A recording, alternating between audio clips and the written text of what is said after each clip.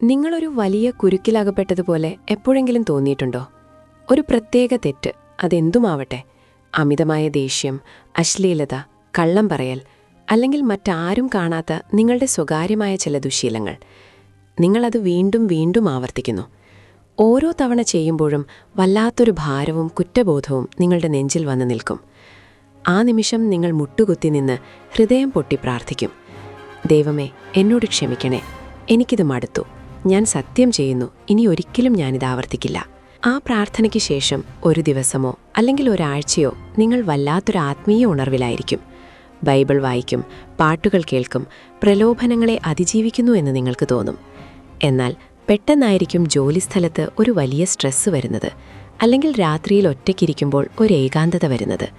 ആ നിമിഷം പഴയ പ്രലോഭനം മെല്ലെ വന്ന് ചെവിയിൽ മന്ത്രിക്കും. നിങ്ങൾ ചിന്തിക്കുന്നതിനു മുൻപേ നിങ്ങൾ പഴയ അതേ കുഴിയിൽ വീണ്ടും ചെന്ന് വീണിട്ടുണ്ടാകും. ഇപ്പോൾ നിങ്ങളുടെ മനസ്സ് നിങ്ങളോട് തന്നെ പറയും, എന്റെ ഈ സോറി പറച്ചിലിന് ഇനി ഒരു വിലയുമില്ല. ഞാനൊരു കപട വിശ്വാസിയാണ്.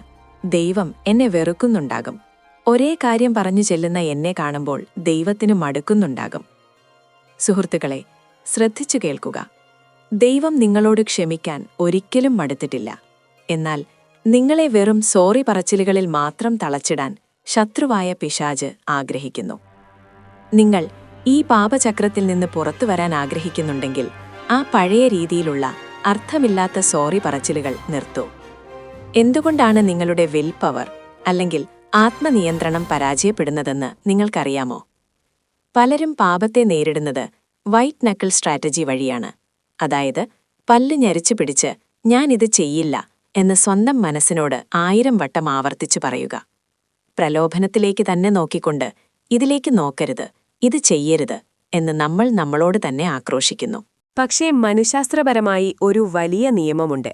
നിങ്ങൾ എന്തിലാണോ നിങ്ങളുടെ ശ്രദ്ധ കേന്ദ്രീകരിക്കുന്നത്, അങ്ങോട്ടേക്കായിരിക്കും നിങ്ങളുടെ ശരീരം നീങ്ങുക. ബൈബിളിൽ റോമർ 7 പൗലോസ് അപ്പസ്തോലൻ ഇതേ അവസ്ഥയെക്കുറിച്ച് വളരെ വേദനയോടെ പറയുന്നുണ്ട്. ഞാൻ ആഗ്രഹിക്കുന്ന നന്മയല്ല, ആഗ്രഹിക്കാത്ത തിന്മയാണ് ഞാൻ ചെയ്യുന്നത്. എന്തൊരു ദയനീയമായ അവസ്ഥയാണിത്! ഇത് ശ്വാസം അടക്കിപ്പിടിച്ച് വെള്ളത്തിനടിയിൽ നിൽക്കുന്നതുപോലെയാണ്. കുറച്ചുനേരം നിങ്ങൾക്ക് പിടിച്ചു നിൽക്കാം, നിങ്ങൾ വലിയ അച്ചടക്കമുള്ളവനാണെന്ന് സ്വയം തോന്നും. പക്ഷേ നിങ്ങളുടെ ശ്വാസകോശം പൊട്ടിത്തെറിക്കാറാകുമ്പോൾ നിങ്ങൾ ശ്വാസം എടുത്തേ മതിയാവൂ. നിങ്ങളുടെ വിൽപവർ മാത്രം ഉപയോഗിച്ചാണ് നിങ്ങൾ പോരാടുന്നതെങ്കിൽ നിങ്ങൾ എപ്പോഴും പരാജയപ്പെടും. നിയമത്തിന് നിങ്ങളുടെ പാപത്തെ കാണിച്ചു തരാൻ മാത്രമേ കഴിയൂ, അതിനെ സുഖപ്പെടുത്താൻ കഴിയില്ല. ഇവിടെയാണ് നിങ്ങൾ മനസ്സിലാക്കേണ്ട ആ വലിയ രഹസ്യം. അത് റോമർ 6 അധ്യായത്തിലുണ്ട്. നമുക്കിങ്ങനെ ചിന്തിക്കാം. നിങ്ങളൊരു മൃതദേഹത്തിനു മുന്നിൽ 10 കോടി രൂപ വെച്ചാൽ ആ മൃതദേഹം അത് കൈനീട്ടിയെടുക്കുമോ? അല്ലെങ്കിൽ ആ ശവത്തെ നോക്കി നിങ്ങൾ എത്ര വലിയ ചീത്ത പറഞ്ഞാലും അതിന് ദേഷ്യം വരുമോ? ഇല്ല. കാരണം ആ ശരീരം ലോകത്തോടുള്ള ബന്ധത്തിൽ മരിച്ചുകഴിഞ്ഞു. നിങ്ങൾ ക്രിസ്തുവിനെ സ്വീകരിച്ചപ്പോൾ നിങ്ങളുടെ പഴയ മനുഷ്യൻ ക്രൂശിക്കപ്പെട്ടു കഴിഞ്ഞു എന്നാണ് ബൈബിൾ പറയുന്നത്. നമ്മുടെ പഴയ മനുഷ്യൻ അവനോടുകൂടെ ക്രൂശിക്കപ്പെട്ടു. റോമർ 6:6. നിങ്ങളൊരു പാപിയല്ല, മറിച്ച് ക്രിസ്തുവിലൂടെ നീതീകരിക്കപ്പെട്ട ഒരു വിശുദ്ധനാണ്. നിങ്ങളൊരു വിശുദ്ധനായിരിക്കെ പഴയ മനുഷ്യന്റെ കള്ളത്തരങ്ങൾ വിശ്വസിക്കുകയാണ് ചെയ്യുന്നത്. പാപത്തോടുള്ള നിങ്ങളുടെ അടിമത്തം യേശു തകർത്തുകഴിഞ്ഞു. ആ പഴയ വ്യക്തി മരിച്ചുപോയി എന്ന സത്യം നിങ്ങൾ അംഗീകരിക്കണം. ഭൂഗുരുത്വാകർഷണം നമ്മെ എപ്പോഴും താഴേക്ക് വലിക്കുന്നു. പാപവും അതുപോലെയൊരു നിയമമാണ്. ഒരു വലിയ വിമാനം ടൺ കണക്കിന് ഭാരവുമായി എങ്ങനെയാണ് ആകാശത്ത് പറക്കുന്നത്? അത് ഗുരുത്വാകർഷണത്തെ ഇല്ലാതാക്കുന്നില്ല, പകരം അതിനേക്കാൾ വലിയൊരു നിയമമായ ലിഫ്റ്റ് അല്ലെങ്കിൽ എയറോഡൈനാമിക്സ് ഉപയോഗിക്കുന്നു. റോമർ 8:20 പറയുന്നത് ശ്രദ്ധിക്കുക. ക്രിസ്തു യേശുവിലുള്ള ജീവന്റെ ആത്മാവിന്റെ പ്രമാണം എന്നെ പാപത്തിന്റെയും മരണത്തിന്റെയും പ്രമാണത്തിൽ നിന്നു വിടുവിച്ചിരിക്കുന്നു. നിങ്ങൾ സ്വന്തം ശക്തിയാൽ പാപത്തെ തോൽപ്പിക്കാൻ ശ്രമിക്കാതെ പരിശുദ്ധാത്മാവിന്റെ ശക്തിയിലേക്ക് സ്വയം സമർപ്പിക്കുകയാണ് വേണ്ടത്. വിമാനത്തിന്റെ എഞ്ചിൻ പ്രവർത്തിച്ചു തുടങ്ങിയാൽ ഗുരുത്വാകർഷണം അതിനെ ബാധിക്കില്ല. അതുപോലെ ആത്മീയമായ എഞ്ചിൻ നിങ്ങളുടെ ജീവിതത്തിൽ പ്രവർത്തിച്ചു തുടങ്ങിയാൽ പാപത്തിന്റെ വലിവ് നിങ്ങളെ കീഴ്പ്പെടുത്തില്ല. അതുകൊണ്ടാണ് ഞാൻ പറഞ്ഞത്, വെറും സോറി പറയുന്നത് നിർത്തൂ എന്ന്. സോറി പറയുന്നതും പശ്ചാത്തപിക്കുന്നതും തമ്മിൽ വലിയ വ്യത്യാസമുണ്ട്. ലോകപ്രകാരമുള്ള സങ്കടം നമ്മെ തളർത്തുന്നു. ഞാനൊരു വേസ്റ്റാണ്, എനിക്കൊന്നിനും കൊള്ളില്ല എന്ന് ചിന്തിപ്പിച്ച് നമ്മെ ഇരുട്ടിലേക്ക് നയിക്കുന്നു. എന്നാൽ ദൈവഹിതപ്രകാരമുള്ള സങ്കടം നമ്മെ ദൈവത്തിലേക്ക് അടുപ്പിക്കുന്നു. ബൈബിൾ പറയുന്ന പശ്ചാത്താപം അല്ലെങ്കിൽ മെറ്റനോയ എന്നാൽ വെറുമൊരു വാക്കല്ല, അത് മനസ്സിന്റെ മാറ്റമാണ്, ദിശയുടെ മാറ്റമാണ്. ഇനി നിങ്ങൾ വീണുപോയാൽ അവിടെയിരുന്ന് കരഞ്ഞുകൊണ്ട് പഴയതുപോലെ സോറി പറയരുത്.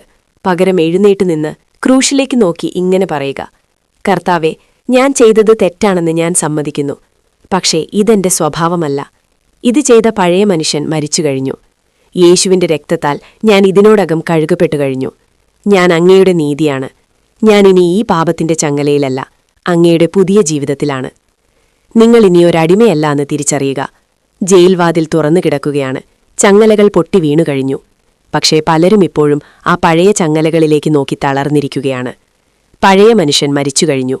മരിച്ചവർക്ക് നിങ്ങളുടെ ജീവിതത്തിൽ വോട്ട് ചെയ്യാൻ ഒരവകാശവുമില്ല. നിങ്ങൾ കഴുകപ്പെട്ടവരാണ്. നിങ്ങൾ നീതീകരിക്കപ്പെട്ടവരാണ്. നിങ്ങൾ സ്വതന്ത്രരാണ്. ഈ സത്യം നിങ്ങൾ ഇന്ന് വിശ്വസിക്കുന്നുണ്ടെങ്കിൽ ആ വിശ്വാസം ഏറ്റുപറഞ്ഞുകൊണ്ട് കമന്റ് ബോക്സിൽ "the old me is dead" എന്ന് ടൈപ്പ് ചെയ്യുക. നിങ്ങളുടെ മനസ്സിനോടും ശത്രുവിനോടും ഈ സത്യം പ്രഖ്യാപിക്കുക. ഈ വീഡിയോ ഒരു വ്യക്തിക്കെങ്കിലും പ്രത്യാശ നൽകുമെന്ന് തോന്നുന്നുണ്ടെങ്കിൽ ദയവായി ഷെയർ ചെയ്യുക. ദൈവവചനത്തിന്റെ ആഴങ്ങളിലേക്ക് ഒന്നിച്ചു വളരാൻ ഈ ചാനൽ സബ്സ്ക്രൈബ് ചെയ്യുക. ദൈവം നിങ്ങളെ സമൃദ്ധമായി അനുഗ്രഹിക്കട്ടെ.